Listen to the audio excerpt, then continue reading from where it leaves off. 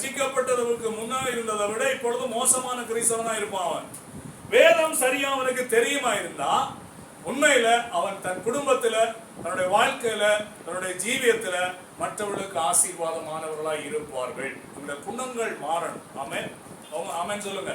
குணம் மாறணும். குணம் மாறாட்டி நாம எல்லாம் கிறிஸ்தவம் கிடையாது. சர்ச்சுக்கு வரலாம், ஊழியர் செய்யலாம், பிரசங்கம் பண்ணலாம், அந்நிய பாஷை பேசலாம், விடிய விடிய முழங்கால நிக்கலாம். குணங்கள் மாறுவதற்கு நமக்குள்ள வேத வசனம் மிகவும் அவசியம். ஆமென். அதுக்கு தான் நாங்க பார்த்தோம், வேதத்தை தியானிக்கணும். வசனத்தை ஆசையா ஏற்றுக்கொள்ள வேண்டும், வேதத்தை தியானிக்கணும். வேதத்தை தியானிக்கிறேன்னா 2 மிருகத்தை சொன்னேன். என்ன மிருகம்? ஆடும் மாடும். என்ன செய்யும்? நல்லா போய் சாப்பிட்டு இரவு வந்து படுத்தா, பின்னேரம் வந்து கட்டில போட்டு நல்லா படுத்தால் அது என்ன செய்யும்? அப்படியே ஆசை போட்டுட்டே இருக்கும். ஆசை போட்டு அதை மென்றெடுத்து ஆசை போட்டு அதை ஜீரணமாகிற அளவு அந்த மாடு அசை போடுவது போல ஒவ்வொரு நாளும் வேதத்தை நாங்கள் என்ன செய்ய வேண்டும்? தியானிக்கணும். இப்ப பாருங்க, இப்ப சிலவள குடும்பத்துல ஒரு பிரச்சனைடா, இப்ப மனைவி பேசிட்டு போயிட்டா, இல்ல கணவன் பேசிட்டு போயிட்டான்டா, வேலை செய்யலாம், இவன் என்ன பேசலாம், இப்படி என்ன கதைக்கலாமோ, அதை டெய்லி நாம தியானிக்கிறோமா இல்லையா? பின்னேரம் வந்து ஒரு அமக்களம், ஒரு குண்டு வெடிப்பு வீட்டுல மறுபடியும் வரமட்டும் அந்த யுத்தம் என்ன செய்யும்? போய்கொண்டே பத்தி எரிஞ்சுட்டே இருக்கும். அது தேவையில்லாத தியானம். ஒரு வசனத்தை தியானிப்பது என்று சொன்னால், ஆண்டவர் இன்றைக்கு என்னோடு பேசினார், அதுக்கு நான் சரியா இருக்கிறேனா, இன்னும் என்னுடைய வாழ்க்கையில் எவ்வளவு மாற்றங்கள் வேண்டும் என்று சொல்லி நம்மை நாம் அடிக்கடி ஆராய்ந்து பார்க்க வேண்டும். வேத தியானம் இல்லாவிட்டால் ஜனங்கள் சீர்கட்டு போவார்கள், ஜனங்கள் இடறி விழுவார்கள். இன்றைக்கு கிறிஸ்தவர்கள் இடறி விழுவதற்கு காரணம் வேதம் தெரியாது. எல்லா சேர்ச்சையும் தெரியும், எல்லா சபையும் தெரியும், எல்லா போதகரையும் தெரியும், ஆனா அநேருக்கு என்ன தெரியாது? பைபிள் தெரியாது, ஏசப்பாட குணநலங்கள் தெரியாது. ஜாக்கிரதையா இருக்கணும். நானும் நீங்களும் அப்படி இருக்கக்கூடாது. யாரை தெரியாவிட்டாலும் இயேசுவையும் அவருடைய வார்த்தைகளை நாம் அறிந்து கொள்வது உண்மையா இருந்தால் நம்முடைய வாழ்க்கை சீரும் சிறப்பும் ஆசீர்வாதமானதாக இருக்கும். ஆமென். ஆகையால் இன்றைக்கு வேத வசனத்துக்கு எதிரான போதனைகள் அதிகரித்துக் கொண்டிருக்கிறதை பார்க்கிறோம். என்ன இன்னைக்கு பாருங்க, பெரிய வெள்ளி கொண்டாடக்கூடாது ஒரு கூட்டம், என்ன உயிர்த்தெழுந்த ஞாயிறு கொண்டாடக்கூடாது. அது கொண்டாடுறது தப்பில்ல, அந்த நாட்களை மட்டும் புனிதமாய் கொண்டாடுவது அவ்வளவு நல்லதல்ல. இயேசு கிறிஸ்துவின் பாடுகளை ஒவ்வொரு நாளும் நாம நினைவு கூற வேண்டும். ஆமென் சொல்லுங்க. இயேசு உயிரோடு எழுந்து இன்றைக்கு உயிரோடு இருக்கிறார் என்பதை நாங்கள் ஒவ்வொரு நாளும் நினைவு கூற வேண்டும். ஆகையினாலே அதை எப்பொழுதும் தியானிக்கணும். அதுக்காக அந்த ஆராதனையில கலந்து கொள்றது தப்பில்லை. விளங்குதா? அந்த ஆராதனையில நாங்க சமூகம் அளிப்பது பாவம் இல்லை. ஆகையினால இதுல கவனமா இருக்கணும். பெண்கள் ஊழியம் செய்யக்கூடாது. கள்ள போதனை மோசம்.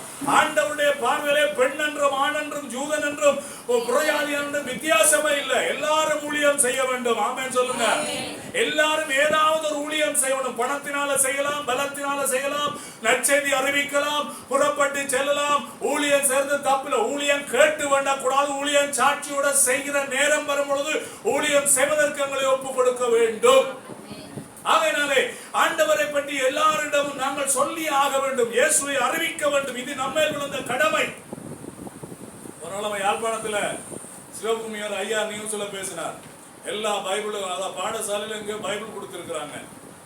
அப்ப அவர் பேசி இருக்கிறார், இந்த பைபிள் எல்லாம் மரியாதையா வாபஸ் போறணும், இல்லைன்னா எல்லா பைபிளும் வேண்டி எரிப்போம்.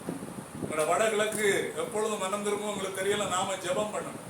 மட்டக்கிழப்புல ரோசாந்துக்கு எங்களோட இணைந்து ஊழியம் செய்ற தம்பிக்கு காதை பத்தி ஒரு அடி அடிச்சு, இனிமேல் இந்த கிராமத்துக்கு வரக்கூடாதாண்டு. அதனால அவன் என்ன செய்தான், சரி பரவாயில்ல, நான் கர்த்தர் உங்களை ஆசிரியர் கொண்டு வந்துட்டான். அடுத்த கிழமை அவங்க ஆட்டோ பிடிச்சு அவனுடைய வீட்டுல போய் ஜெபம் பண்ணிட்டு வரும்பொழுது நேரம் கொண்டே போலீஸ் ஸ்டேஷன்ல விட்டாங்க. போன ஞாயிறு போலீஸ் ஸ்டேஷன் விட்டு கோல் அடிச்சுக்கான் போலீஸ்காரன். உடனடியா நீங்க வாங்க, நீங்க பாசரா. அவன் சொன்னா, நான் ஊழியம் தான் செய்யறேன், என்னுடைய பிரான்ச் ஹெட் ஆபீஸ் கொழும்புல இருக்கு, நான் ஊழியம் தான் செய்யறேன். சரி, நீங்க ஐடியா பண்ணுவாங்க. இப்படியான மோடியர்கள் இருக்கத்தான் செய்கிறார்கள். ஆனா எங்க நாட்டுல எல்லா மதமும் செய்யலாம், எல்லா மதத்துக்கும் அதிகாரம் உண்டு, எல்லாரும் தங்கள் மதத்தை வழிபடுவது தப்பு கிடையாது, நீங்க கவலைப்படாதீங்க போங்கன்னு சொல்றாங்க. பாருங்க, நம்முடைய தேசங்கள் இன்றைக்கு மோசமா நிக்குது. ஆனாலும் சர்வ வல்லவருக்கு எதிராக நிற்கிறோம் என்பதை யாரும் மறந்து போய்விடக் கூடாது. சர்வ வல்லவருக்கு எதிர்த்து நிற்கிறவனை கர்த்தர் சும்மா விட மாட்டார். மனம் திரும்பணும், கீழ்ப்படியணும். இல்ல நானா இருந்தாலும் நீங்களா இருந்தாலும் சரி, ஆண்டவருக்கு எதிர்த்து நின்றால் எங்களை கர்த்தர் சும்மா விடவே மாட்டார். அல்லேலூயா. மறந்துவிடார். தாழ்மை உள்ளவனுக்கு, பெருமை உள்ளவனுக்கு நம்மால எதிரியாய் கில்லியாய் வில்லனாய் மாறிடுவார். ஆகையினாலே கடவுளுடைய பிள்ளைகள் நாம கவனமா இருக்க வேண்டும். கள்ள உபதேசங்களை குறித்து எச்சரிக்கையா இருக்க வேண்டும். எல்லாரும் ஊழியம் செய்யணும். அதுக்காக பதவி பட்டம் பெண்கள் நாம முன்னுக்கிறீங்கன்னு ஆசைப்படக்கூடாது, அவசரப்படக்கூடாது. குடும்ப வாழ்க்கையில சரியில்லாம அவர் ஊழியம் செய்ய வரக்கூடாது. குடும்பத்துடைய சண்டை சேர்ச்சில வந்து ஊழியம் செய்யக்கூடாது. ஒற்றுமையாகி சமாதானமாகி ஆண்டவருக்கு ஊழியம் செய்யுங்கள். உங்கள் நிலைமை கர்த்தருக்கு சொல்லுங்க. கர்த்தருக்குள் ஊழியத்தை வெற்றிகரமாக செய்யுங்க. கர்த்தர் உங்களை நடத்துவார். ஆமென். ஊழியம் செய்வது என்று சொன்னா பலிபீடத்துல வந்து பிரசங்கம் பண்ண லீட் பண்ணுவது ஊழியம் அல்ல. சுவிசேஷம் சொல்லுவது பிரதான ஒரு ஊழியம். ஆமென்.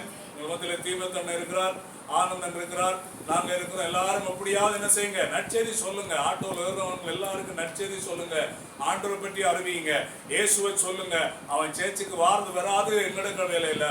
அது கர்த்தருக்கும் அவனுக்கும் உரிய சம்பந்தம். எனவே உங்களோட பாடசாலை படிக்கிற பிள்ளைகள் என்ன செய்யுங்க, பாடசாலை பிள்ளைகளுக்கு முதல் நீங்க குழப்படி இல்லாம நல்ல பிள்ளைகள் சாட்சி உள்ளவர்களா இருக்கணும். ரெண்டாவது ஆண்டரை பற்றி சொல்லணும். அங்க இருக்கிறத விட நீங்க 3 டசன் குழப்படி கூட என்றால் நீங்க இயேசுவை சிலுவையில மறுபடியும் அடிக்கிறீங்கன்னு மறந்துடக்கூடாது. ஆகையினாலே கள்ள உபதேசங்கள் பெருகி கொண்டிருக்கிறது.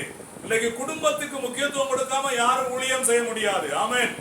முதலாவது கர்த்தர், இரண்டாவது குடும்பம், மூன்றாவதான் ஊழியம். இன்னைக்கு எல்லாரும் கர்த்தரையும் விட்டுட்டு குடும்பத்தையும் விட்டுட்டு முதலாவது ஊழியம் என்று போகக்கூடாது. முதலாவது கர்த்தருக்கு சரியா நடக்கணும். ஆமென் சொல்லுங்க. தனிப்பட்ட நபர் குடும்ப வாழ்க்கையில சரியா இருக்கணும்.